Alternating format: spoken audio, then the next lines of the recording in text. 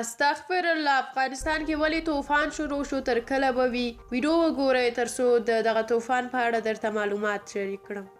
د راپورونو له مخې په کندهار او هلمند ولایتونو کې د سخت باد او طوفان له امله خلکو ته مالي زیانونه اوښتي دي. بعضو سرچینو وویل چې نن سه شنبه د غوی پر 14مه د طوفان او سختو بادونو له امله یو شمېر زاړه دیوالونه نړېدلي دي او د تیارې له امله ترافیکي پیښې هم شوي دي. د دغه طوفان له امله د زیانونو کره شمېر نه دی روښانه شوی.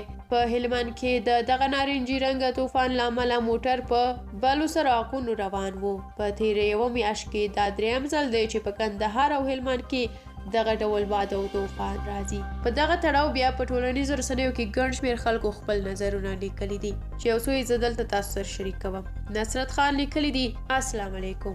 اول مو اختر مبارک شه. وروسته له سلامه غواړم ووایم والله که پروژه خوړلو وي ترکیان به اوس له خاورو سره به خاورې وي. په الله قسم کوم چې سلو کې 50 روژه وي نور ټولې خوري.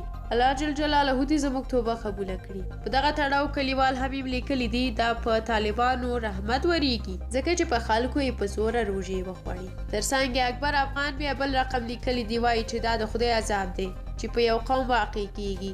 ظلم ډیر دی، باید توبه وباسو کنه د دې نه بدتر حالت به راشي. حضرت بیا لیکي چې دغه علامه د یوې ورځې روژې خوړلو علامې څرګندوي. ملت باید یوه ورځ روژه بیرته ونیسي. خدای دې په ټول ملت ورحمیږي.